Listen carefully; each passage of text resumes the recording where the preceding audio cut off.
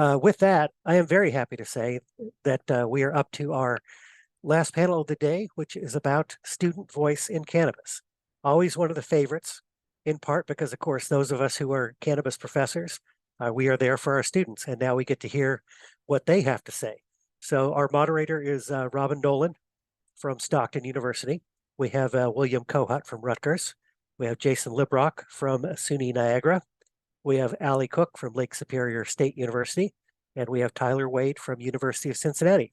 With that, I will turn things over to Robin Nolan. Hi, you guys. Thank you so much for joining us. I just want to give a shout out to all the speakers and moderators that have came before us because they were amazing panels. I have so many discussions I already want to, bring up, but I will get right into the point. I'm Robin Nolan. I graduated from Stockton University in December 2019. I had my BS in biology, concentration in paleo, and one of the first ones to graduate with that minor in cannabis studies. So hearing everyone's experiences, from here to there, has been such a difference from when, Stockton was just starting their minor. And with that, let's find out how different it can be from 2024 now. I'd love to introduce Allie Cook first. Allie, go ahead. Hi there, I'm Allie Cook. I am an honors student in the Bachelor's of Science for the Cannabis Business Program at Lake State Superior University. In addition, I am also a director for the National Board for Students for Sensible Drug Policy, in addition to being in the medical cannabis industry for 4 years. And then we're going to start up with Tyler Wade. Hi there. I'm Tyler Wade. I'm a student at the University of Cincinnati. I'm majoring in operations management. I'm in my 4th year of that, and I'm minoring in horticulture. And I'm getting the cannabis study certificate that the University of Cincinnati offers. This fall in November of 2023, I founded the UC Cannabis Club. And it's a club, a student organization that we have here that's university approved. And our goal is to network, advocate, and educate students as well as the public as a whole about cannabis. I'm also going to be making my way into the medical cannabis industry this summer through an internship with King City Gardens, a level 1 cannabis cultivator, medical cannabis cultivator here in Ohio. Nice, very cool. Then we're going to go with William Kohut. Hi, everyone. My name is William Kohut. I'm a senior at Rutgers University in the plant science department. My major track is horticulture and turf with a minor in medicinal and economic botany. Currently work in the new use agricultural and natural plant products lab here on campus. And I'm also transitioning into the cannabis industry after graduation, but into a recreational cultivation facility that just opened up in my hometown. So we'll definitely dive back into that at one point. And then we're going to end off with Jason Librock. Hi, my name is, do you hear me okay? Yep, we good. Oh, wonderful. Hi, my name is Jason Labrock, and I'm currently a student at SUNY Niagara. This is my last semester there of my 2 years, and I'll be graduating with an AAS in horticulture. And then also I'm planning on pursuing our 3 certificates connected with cannabis, which are our certification in cannabis retail, a certification in production and management, and then also one for cannabis cultivation. And then I also did a few classes connected with the Niagara Falls Culinary Institute. So from those courses, I have a specialization from the Culinary Institute of America for working with and cooking with cannabis. I currently work as a manager at a head shop on one of the local reservations. And I'm hoping to pursue a job in the legal cannabis industry. I'm looking at retail right now, but all the industry seems really nice for me. So I'm excited to see where I end up. Very cool. As someone who's worked at the head shop, I always tell people, before dispensaries, that's where everyone was getting their information. So you should never, always give love to your head shops. They're the reason why we're here. Jason, if you're okay with this, since you started out last, could you once again talk about your college and what courses you guys have to offer there? Yes. So our all of our cannabis courses are through our horticulture program, and I absolutely love our department head, Carolyn Stanko. So she's the one I initially talked to. My main interest was cannabis right off the bat, and I was a little bit intrigued, not really worried that I would also be taking a lot of horticulture classes. And it turns out that I really enjoyed my entire educational experience. So one of my favorite courses that we did, like I said, we took cannabis courses throughout the learning about the entire industry. One of my favorite ones, and also one of the most challenging, was my medical cannabis course that was taught by Melissa Moore. And it really challenged me. I don't really come from a scientific background, and I really had to pay attention in the class and try and understand the endocannabinoid system, the entourage effect, because really I did not have a idea beyond sativa and indica really when I started my education. So that really actually immediately benefited me going back into my job in order to be able to give better recommendations to people. And with that, I also have a lot of experience in our horticulture classes. We're required to take one of my favorites that we've taken is plant protection. So I'm learning about how to take care of plants in a landscape, one of them being cannabis, both in a design and in a production standpoint. Very cool. And if you guys were here on the panel before, we heard Melissa speaking to the other professors at the other campuses as well. With that, we'll lead back into William. Can you tell us about your college and your courses that you provide as well, that they provide? Yeah, so at Rutgers, we have two cannabis classes that are focused in the horticultural aspect. We have the hemp and medicinal cannabis class taught by Dr. Chip Simon, the leader of the new use agricultural program. And then the hemp and medicinal cannabis cultivation and post-harvest processing class taught by the illustrious Connie Pascal, who's talking tomorrow for the graduate programs in cannabis education. And all of them were just very eye-opening. I came to college to learn about cannabis. And when I graduated high school in 2013, I never thought that they would have something just dedicated to cannabis. So Rutgers has come a long way, and I'm looking forward to the future of cannabis and cannabis education. Absolutely. Tyler, could you tell us more about your college and your courses? Absolutely. At the University of Cincinnati, in terms of cannabis, we have the Cannabis Study Certificate. The cannabis focus classes in that certificate are the Introduction to Hemp and Medical Cannabis, which is taught by Bonnie Raven. She's wonderful and has a lot of connections in the industry, as well as the hops and hemp field experience. That's a field experience taught at our field research site, where you cultivate a plot of hemp as well as a plot of hops, and that's taught by Dave Gamstetter with Ohio Valley Hops. And we also have inside of our certificate a variety of other courses that have law, history, biology, and this recent fall we added business courses, which I think are very valuable to the certificate, and make it more, as was discussed earlier, more whole encircling the industry as a whole. Absolutely. That's very cool. I like the idea.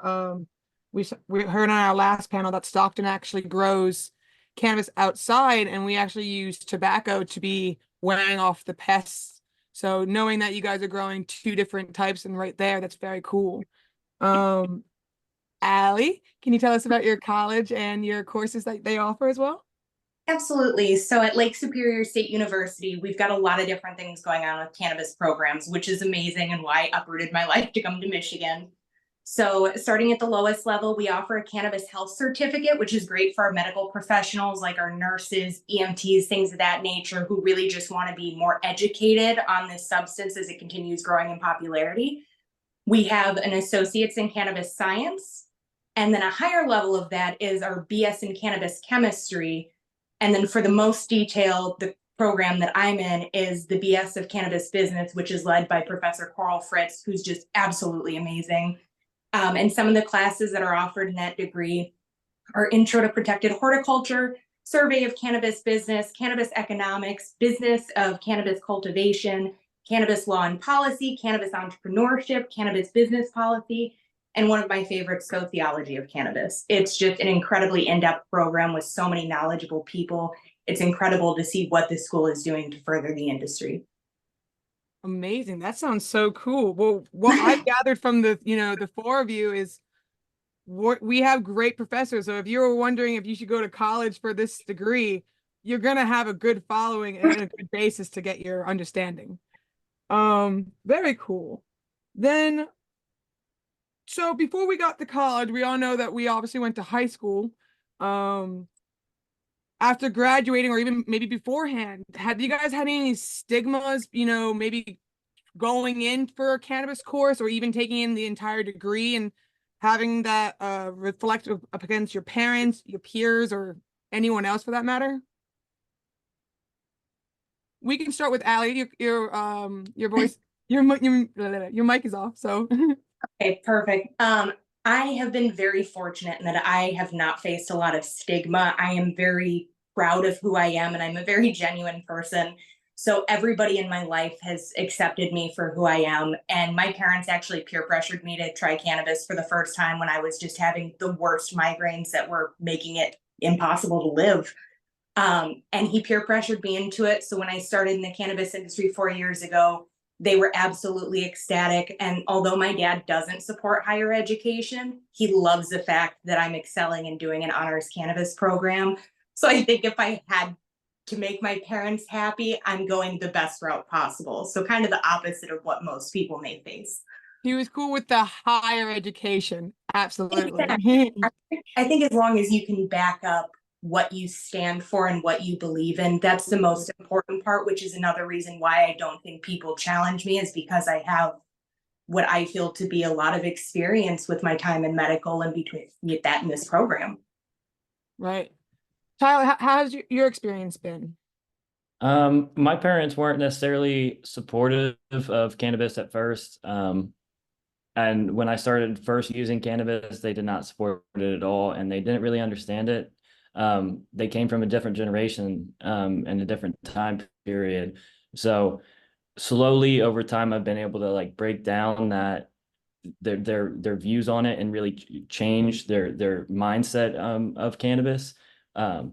So overall, they were supportive of me going to college, and they definitely wanted me to go to college for something I'm passionate about, and I've found that, and I think that they're happy about that. In terms of other people other than my parents, I definitely have felt some stigma, not particularly in a negative way, but just people, like, I'll tell them about what I'm doing and they laugh at me, or they say like they don't understand that this is legitimate, and that this is things that you can actually go to college for and learn a lot and participate in an industry that brings a lot of good to people all over the world and all over the United States. So, Will, can you tell me a bit more of your side? How's your experience been? Friends, family? Luckily, my parents, when I told them, hey, listen, I'm gonna go back to college. I graduated high school in 2013. I didn't start college until 2020, and they were very supportive about it. I told them, listen, I want to go for cannabis cultivation ultimately. It's what I want to get some validity behind everything that I talk about in, what I know. What everyone knows when they learn on the internet when they're young, they don't have any real avenues for research. But when I got to college, it was interesting that all the people who I was taking classes with, like high level organic chemistry, your biology, exit courses, they were all like, you're doing all this work just to go and grow weed. And it's like, yeah, this is what my passion is. And these are all people who are going to be doctors and lawyers and veterinarians and stuff. And it's very humbling to see how it doesn't matter what age people are. It's one of those things that society's viewpoint of cannabis as a career path is something that is still kind of looked down upon. But like Ali mentioned, if you're your most true self, who can fault you?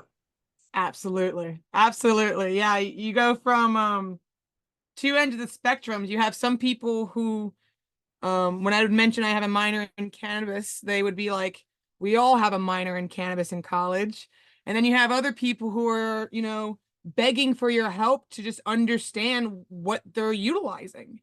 We're gonna end off with Jason because I feel like Jason has a very special introduction into his peer and family. Jason, would you like to take it away from there? For sure. So I am very lucky enough to grow up in a family with a lot of teachers. So my mother, my father, my brother, my sister, and my brother's wife are all teachers.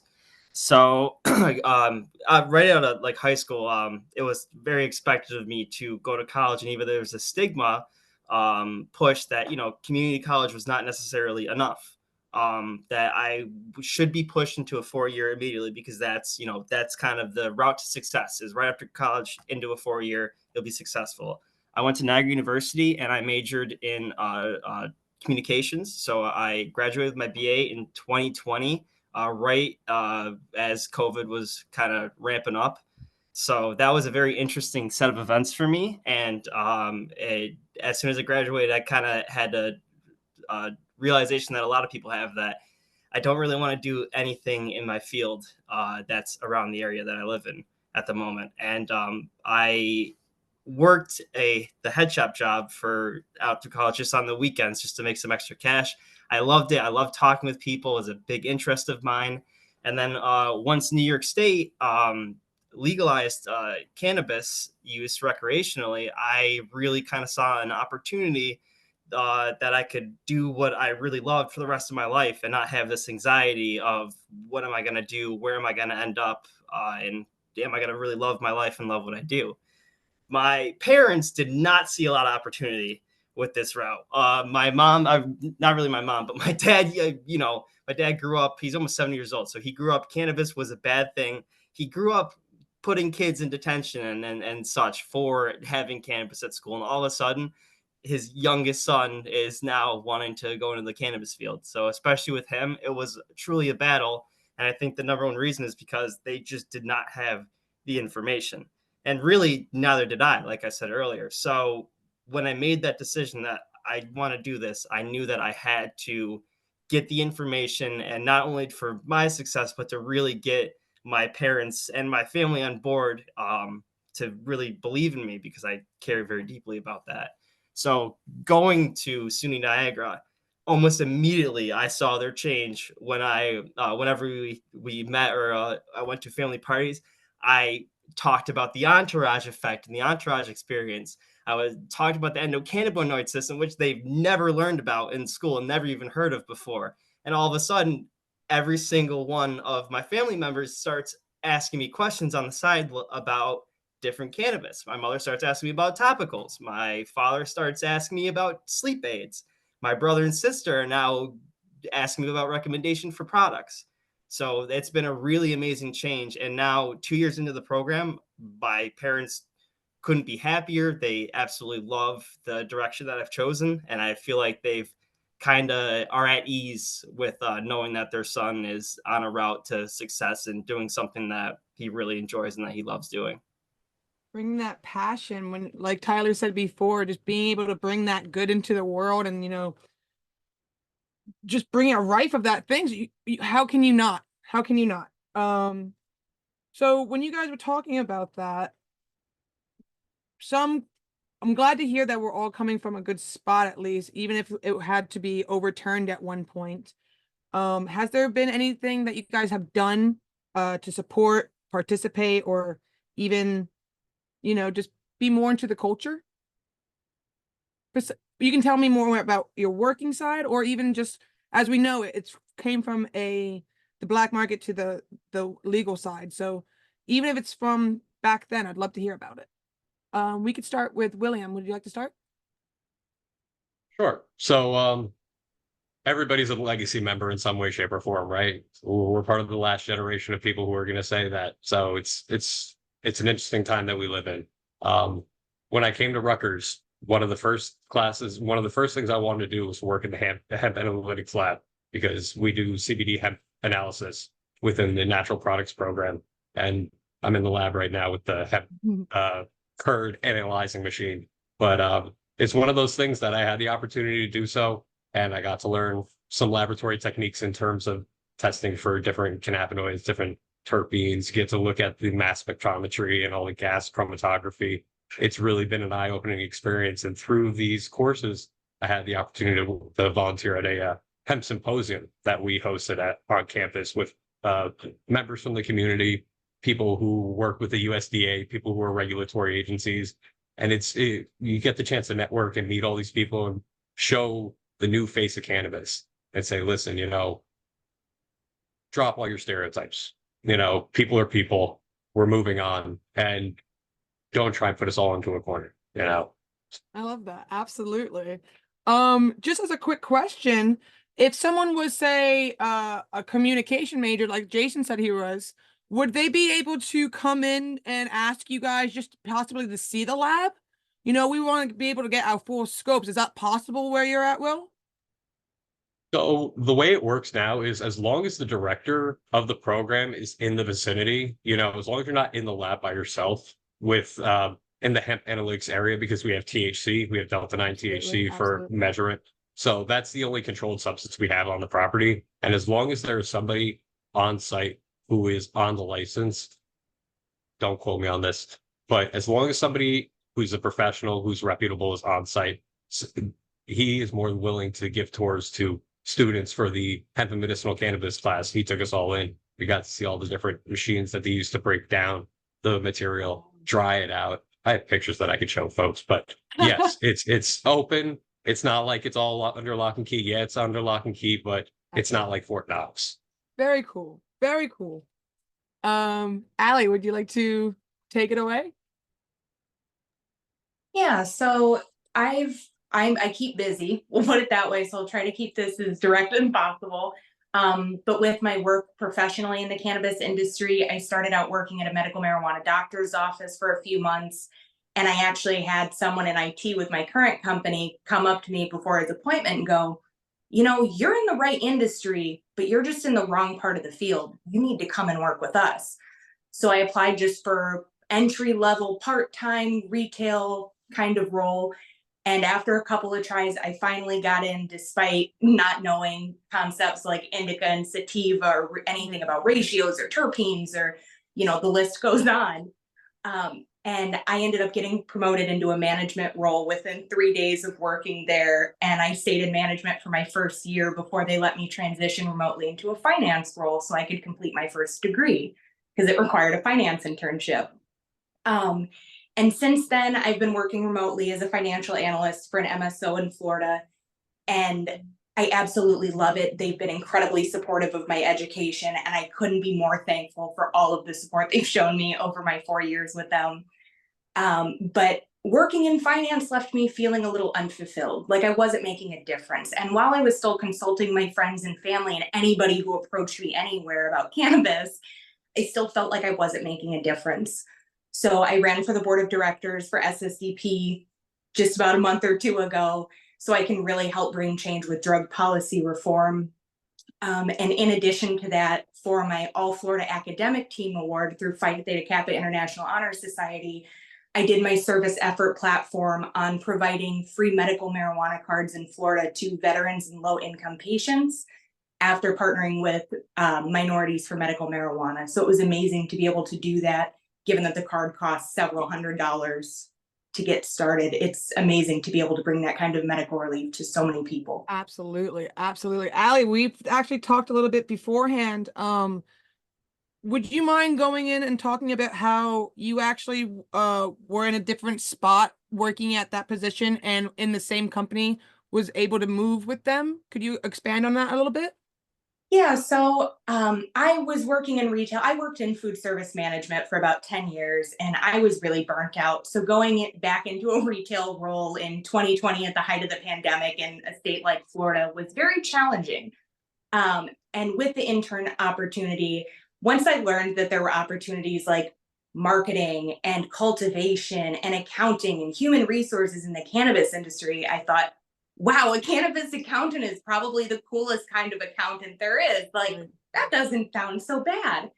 And so even though I had some accounting experience in my education, I applied for a payroll role and I got rejected despite being internal.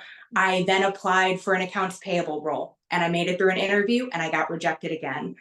And then it eventually came up that they found a role that they felt would be an actual promotion for me, which had been the issue. And they gave me that opportunity to continue to grow with them. And even when I proposed to them working in this role that I wanted to continue my education and have a cannabis business focus, they were nothing but supportive, let me move states despite being the only one from the company that lives here. So it's been amazing to be able to go from that customer focused consultation kind of deal into seeing the other side of things. So while I used to process transactions, now I'm posting journal entries for those same transactions. So it gives me a greater insight into what's actually happening with all of our sales and leases and stuff like that, because I've been on the other side. Right. And not many people in corporate can say that they have that operational experience at that length. I want to commandeer you and thank you for a multitude of reasons of, showing that anyone listening here that you can travel within the cannabis industry. But also that perseverance that you have as a cannabis student. It is new. It's an adapting, revolving door of an industry at the moment. And you need to know where your suits are, but at the same time, it is such a brand new industry that you are able to go, there's cultivation, there's accounting. Let me just try because I have this base knowledge. What can I do with this? I also want to give a shout out actually to Rob Meija, who actually taught one of my classes when I was back in 2019, who came up with the idea with a fortune cookie.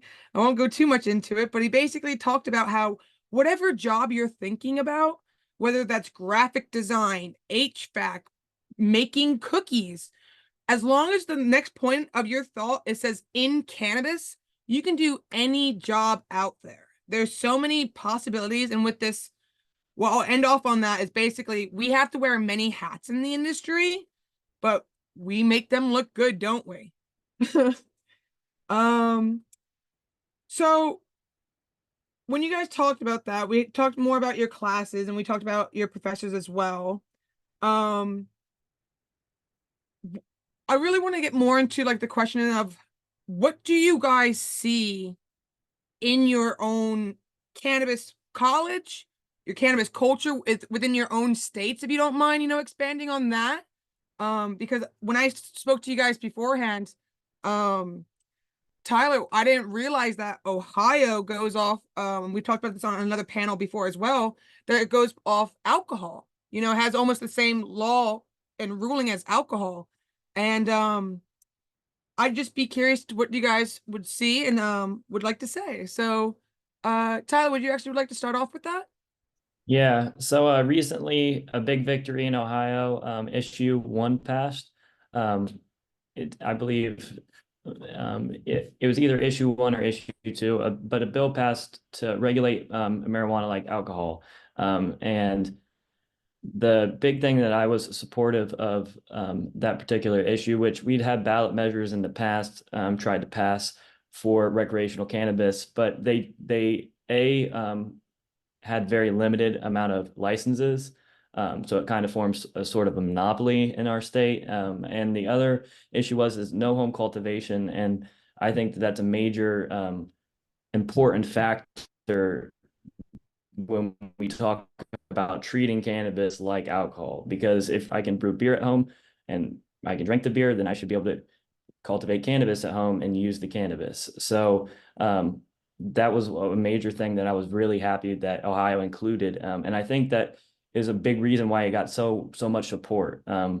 When I was doing advocacy for that particular issue, when I would tell people about home cultivation, they were thrilled because multiple reasons. Basically, the dispensaries, they're not operational yet.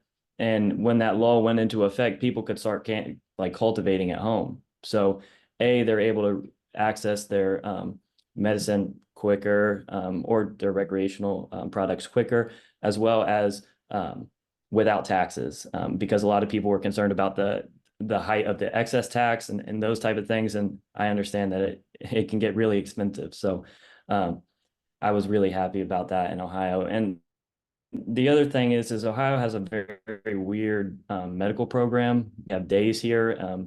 So you get 45 days at the beginning of the month, or at beginning of, like, I think 2 months. And then those days are split between different products. Different products have different day counts. And in terms of flour, they consider 2.83 grams of flour a 1 day. So it's very weird. And concentrate is only, if you want 1 day concentrate, it's 0.84 grams. So it is a weird sort of medical system, and it's hard for people to understand that aren't already medical patients. And so this transition into recreational, they did away with a lot of those regulations, and I think it will make more people give more people access to cannabis that are seeking it. Right. I found it really interesting that you're telling me, and if you'd like to, you can expand on it.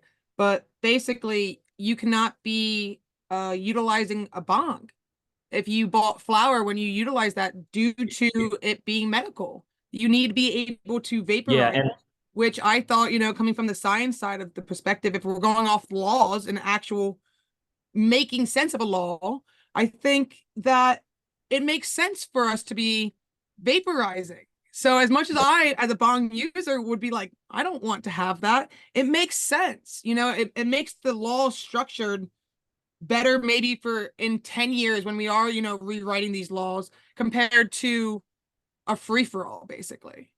yeah, I agree. For our medical program, combustion is not permitted at all. So our dispensaries do not sell any pre-rolls, and nothing of that sort. And if you go in there, you won't find anything that you can combust with. So it does make sense from a medical perspective, because we know when you combust something, it produces like tars and things that are going to be very unhealthy for you to consume. And vaporization is a lot more healthy. The issue that I see with it is cost. I mean, the vaporization devices can get very expensive. And if somebody is just starting to become part of the program, they haven't tried cannabis before, this is their first experience, when you tell them, oh, okay, well, here's your flower, and as well, here's your $300 vaporization device, they're going to say, wait, like, I thought that the price of the flower was, $30 for Right. 2.83. Now you're telling me it's 330. It makes it a lot less accessible. But I do absolutely see, from a medical perspective, how it would be beneficial to not have combustion. In terms of recreational use, though, they did away with the combustion laws, so we'll be able to have pre-rolls, and I think that will be a positive thing for Ohio. At least it will allow us to stay competitive and bring in some of the big brands that already are doing really well with their pre-rolls.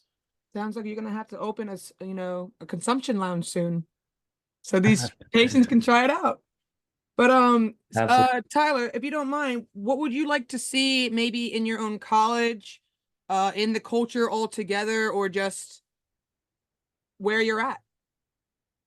Yeah, I think in my college, just more additional business classes. I think that we already did a good job of that, but also like potentially a pathway where we form a pathway between the business college as well as the design, architecture, art and planning college, which is where our horticulture program is housed. If we can start setting up partnerships and pathways between colleges, I think it would be really beneficial. I feel like, at least in my college, and I'm not sure if it's in other colleges as well, there's these walls put up where, oh, you're in the engineering college, or, oh, you're in the design architecture college, or you're in the business school, you can't take these particular classes. And it makes it hard for students that are interested in,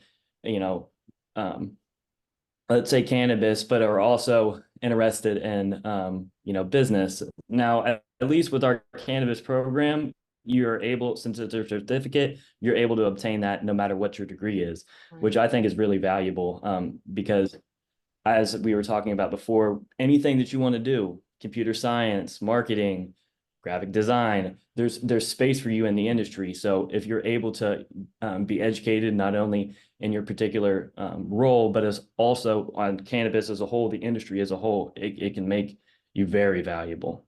Absolutely, absolutely. I believe Monty on the professor panel actually talked about how all this tricks in the trades that we're teaching and that we're being taught doesn't have to just stay at cannabis. You don't have to, limit yourself or box yourself in, that if we start putting out into a bigger production, like showing that once we do get home grow, you're able to grow this plant, your medicine for you, but that also goes along with your basil, your tomatoes, your cucumbers, and a lot more other things that could be self-sufficient. Yes. Allie, would you like to show me more of your, like, what you would like to see in the industry, maybe mostly your college, like what classes you'd like to see? So specifically, if we're talking culture, I will be candid and say that LSSU faced some issues with higher administration this past fall. Despite having a lot of cannabis programs, we had our president making some very harmful comments about the students in the program and in the Cannabis Studies Club, Hmm.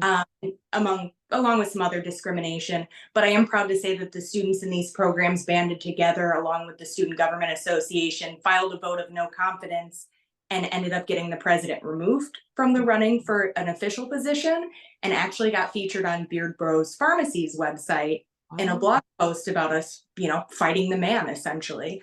So I do think that the college still has a ways to go. And at least in my area specifically, I noticed that while we're a really cannabis friendly state in Michigan, there's a lot of, we legalized it for the money, but we don't understand and want what comes with it, despite all the tax revenue. Right. So I feel like there's still a lot of stigma and bias. I always hear, oh, there's another pot shop going up, but not considering its variety, its medicine, its, healthy competition. But that's besides the point.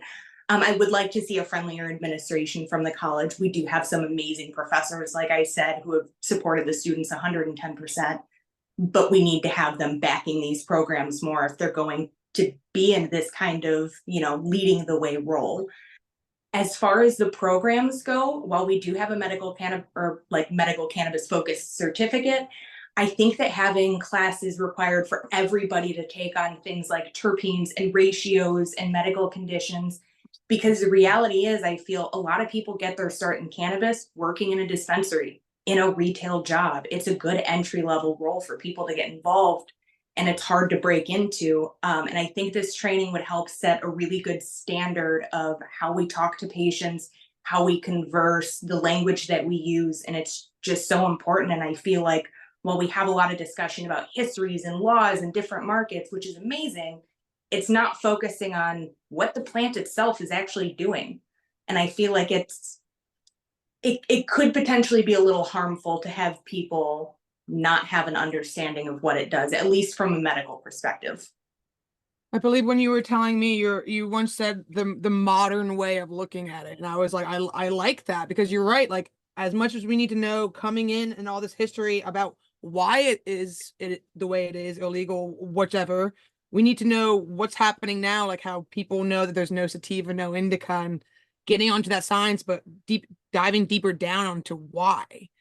And I mean, we have so many definitely people on your side. Oh, go ahead. Sorry. That's okay. I was going to say, we have so many people, I'm sure that we all know people like this who say, I tried cannabis once. My friend had me take a bunch of rips off of this blunt. I don't use cannabis anymore. I had a horrible experience, and they don't want to try it again. And having these uneducated bud tenders, if I go into a dispensary and ask, what are the genetics of this? They have no idea. They don't know how to look it up. And it could be detrimental, because those people with bad experiences could end up turning against the industry. And even if they don't consume, we still want them to be allies, obviously. Absolutely. I was going to even say, even based off your student side of things, community, it's such a big aspect of the stoner culture, basically, is coming together and knowing that whether it's a joint, a bong, a blunt, that we're here, we stick together and we're going to run with it. Yeah. One thing that we're going to go off into what you actually said, and we're going to go to Will next, is you talked about ratios. And I know that me and you spoke on more about the ratios and about potency.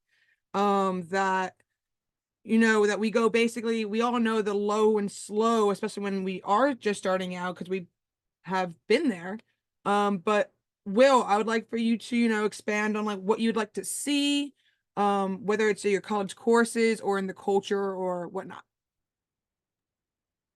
Sure. So at Rutgers, we have a lot of wonderful professors. We have a lot of wonderful instructors who are very behind what students are passionate about. And that's something that when I graduated high school in 2013, I could never have foreseen, and that was the real reason that I skipped going to college, is I was worried about that, that predisposed like bias. But now that I've come to higher education, I've realized like everybody's here to see others succeed. It makes it's one of those things that coming out of legacy market and coming into the, seeing the world change in the way that it has, it gives me a lot of hope for the future, because I never could have foreseen when cannabis got legalized in Colorado and Washington when I graduated high school that it was going to come to New Jersey within 10 years and become what it has been. And but what would I like to see? I would like to see maybe a diversification of classes that people who are interested in cannabis might have access to, because it's one of those things that like I remember you and me, Robin, we were talking about the potential for like a hempcrete class or like something that focuses on that aspect. But it's one of those things that it would be very interesting from an engineering point of view, but also from just a plant science point of view. It's one of those, or like I know Stockton has a social justice in cannabis class, and it's one of those things that we get the horticultural aspect, we get the law aspect. I know that there's a certification with the law school at Rutgers, but like getting the full breadth of like how cannabis has impacted society and the potential for its expansion into the future is one of those things that inevitably Rutgers has to adopt, because they've made it this far. So how could they not continue to expand and grow? Absolutely. Absolutely. Just, I remember being in my science classes, just knowing the pharmacokinetics of how cannabis can connect to the body. And then also how many products could make over what it was like 15,000 products. That crazy. Yeah, just the mention of hempcrete just gets me so excited. I don't know about anyone else, but I know I probably talked to every single one of these panelists about hempcrete and just what we could be doing. I think Tyler mentioned about like he would like to see the study of tar and stuff as that. But let's head to Jason. And Jason, what would you like to see in your culture, your community, or even just your college classes? The one big thing that we do not have at SUNY Niagara right now is the ability to actually work with the plant hands-on at location. So, unfortunately, due to how our school is set up, we cannot. We don't have a hemp like a hemp pot or hemp growing area at the moment, and we have a greenhouse, and that's really the only hindrance that I see. Um, but that being said, we are connected so much with industry professionals, and every other week it seems like we're going on a field trip or an excursion to a different local processor, a local cultivator, one of the local CBD stores, or even a retail dispensary. And that has really helped people kind of form opportunities for themselves, myself included.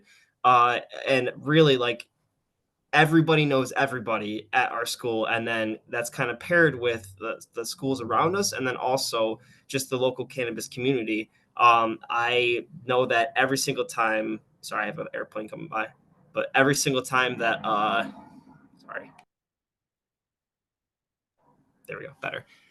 Every single time that I have gone to an event, I've met somebody new in the industry that's allowed me to have those opportunities to come in and sit in or work with cannabis. So the only reason I say that like working on site is hard is because some people they don't have the same opportunities as me or the same freedom. There's a lot of people from a lot of different backgrounds and a lot of different age ranges that are in our program, which I also love, because there's a lot of legacy growers in there, and people that have grown up not being able to have this education. So it's really cool to see that transition. But for some of those people, it's hard for them to be able to take advantage of these opportunities and work with the plant in person, because they have a very busy life. They may have kids or something like that.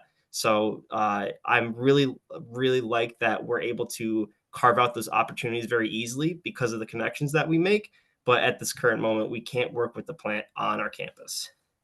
Okay. So just so everyone knows, when I graduated back in 2019, the last semester I was in, I tried getting a hemp plant onto campus at Stockton University. They also wanted me to be locking it up, taking it away. I joked with the panelists saying that we all learned in kindergarten what a plant needs, at least bare minimum, was soil, water, and sunlight. And having to lock up my plants, move them every day, it just didn't end up going. But Jason, don't worry. As we saw on the professor panel, Mrs. Val was able to not only get more plants, have the students more engaged, but we actually, Stockton has a 1-acre sustainability farm that they've been growing hemp, and I've gone back to the classes before and talked to students who are now not only, seeing which plots they should be taking up on next, but even going into further on like how much CBG is this plant going compared to the one that's all the way further down there.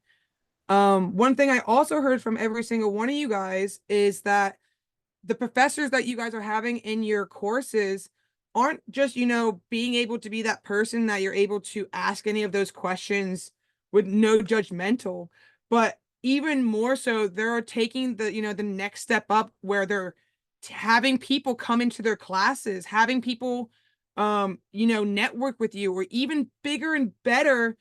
Some of you told me that your professors have actually shown you events and, can't think of the words, events, and was able to not only meet people there, but get a better understanding of the actual cannabis culture that's going on modern day. I think that's super cool.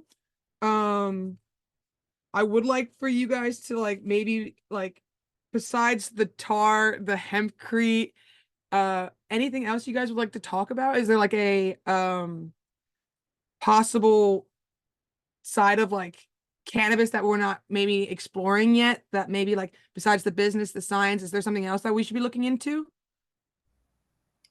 I just wanted to touch real quick, Robin. You said the events. I did forget to mention the events that we put on at SUNY Niagara. We have the cannabis conference we've done for 2 years now, which I did help volunteer for during January. That's inspired me to go and go out to these different events throughout the US. So I actually went to MJ BizCon. I was fortunate enough to have the opportunity to go to there, and I would never have gone if I didn't have that confidence of having that structure for those events beforehand. I was like a deer in headlights, but I loved it, and that inspired me to do more. And so I went to the Canna Expo in Toronto just the last month or month and a half ago as well. And I never would have done that if I didn't have these experiences beforehand. So I just wanted to touch on that real quick. Thank you. Absolutely. Or Tyler, did you want to talk about your side of your clubs as well? Yeah, so going off what Jason said, I'm very fortunate. Our university approved the UC Cannabis Club that I founded in 2023, and we were able to have our first event, a career fair on campus in our Tangiman University Center, which is our main hub of campus. And we had 18 vendors there from all aspects of the industry, dispensaries, processors, cultivators. And then we even had some accounting firms. And we had a really good turnout from students and as well as people in the industry. They were thrilled to find good talent and students that are passionate about cannabis and also can back that passion up with quality education. I was really fortunate to have that, and we raised money through that career fair to send our participants in our club, if they weren't able to afford some of those more expensive conferences, to be able to send them to those conferences with the money that we raised. Another thing at your university, my professor, Professor Bonnie Raven, she has hosted something called the Cincinnati as well as Columbus Medical Cannabis Meetups. And in terms of networking, they're fantastic. And they kind of prepare us for those bigger events where it's hard to break the ice. It's hard How to often talk. do they happen, Tyler? Those meetups? So those meetups, they happen the second Tuesday of every month. So students in the class, in the medical cannabis class, they learn about it, but also anybody can come to the meetups and just be educated, participate in the culture, meet people that are actually contributing to our medical cannabis industry.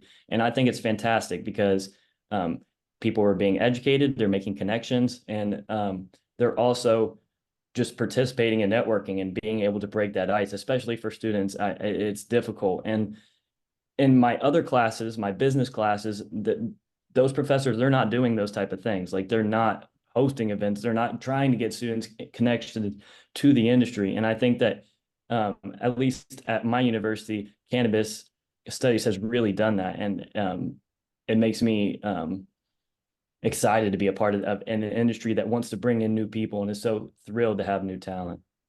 Absolutely. The no gatekeeping of cannabis and just the college culture of things is probably one of the best reasons to even come around here and make sure that you guys, keep coming to these types of panels and talking and networking.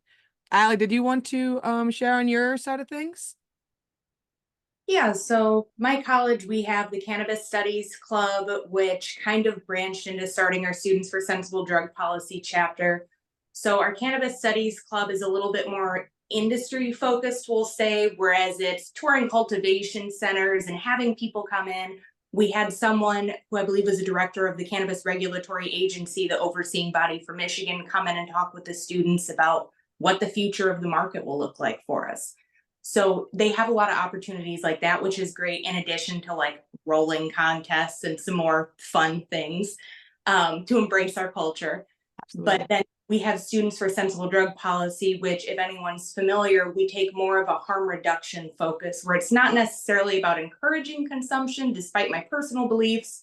It's more about educating people, having harm reduction with opioids and heroin, providing testing strips and all of that kind of stuff. So it's important to have both of those sides, I feel, when working in an industry like this, being aware of everything that's happening. As far as what I think needs to be done, like moving forward with the country, I'm one of the first students to complete the honors program at LSSU for a cannabis program. And I'm doing my honors thesis on cannabis prohibition history and international drug policy reform, taking a wide view of what all these different countries are doing, like Uruguay and Portugal and Switzerland and Germany, and comparing them to try to figure out what the US can do to correct all of these systemic racist problems that we've had that came from reefer madness.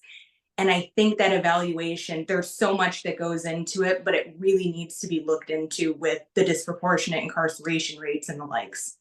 Absolutely. I agree with you. And just to expand on that, thought of knowledge, a lot of these countries are waiting for the United States to legalize, to step forward. So once we, stop dividing ourselves amongst the states and come together as one, we're about to have, as you know, Allie, I'm sure as your thesis is expand international thing. I went to Berlin right before they legalized. The culture that has been evolving since 1997 is extreme. Is extreme. And Will, did you want to tell us your finishing out story of anything we could do with our classes? Sure. So I'll give one last story. Over the summer, I went to a business-to-business cannabis expo that happened in Central New Jersey, and everybody was very welcoming for a student coming in. The horticulture, didn't matter what your background was, they were happy to have fresh blood into the game. But somebody gave me a quote, and I haven't been able to forget it since. They were talking about the aliens and pyramids and stuff like that. But then they said, there are no outcasts among outcasts. And the way that cannabis has been put on the back burner and treated as this villainous substance for all these years, it's nice to be able to come together into a group of people who are like-minded and share a camaraderie that is very genuinely hard to replicate in other industries, even within plant science, even within communication, even within all our individual backgrounds. There's something about the cannabis industry that brings us all together in a different way than I could be with many of my peers, even though I love them and I have a lot of respect for them. It's something that it hits. Wow. And I think actually on that note, what a beautiful way to wrap up this panel, which is always one of my favorites. I mean, a couple things that you mentioned that I think really resonated is that figuring out that professors are there, good professors are there to see others succeed. And I can tell you that there is nothing more fulfilling for me than to see my students go out there and to start to contribute and shape the industry. That part it's just so exciting. And then also I'd love to point about backing up your passion with quality education. because passion is fantastic. You absolutely have to have that. But once you prove you're genuine, once you prove you know your stuff, that just puts you on a whole different level, and people are much more accepting, and you can just move things along so much better. So thank you all for being such great students. Thank you for joining us on the panel today.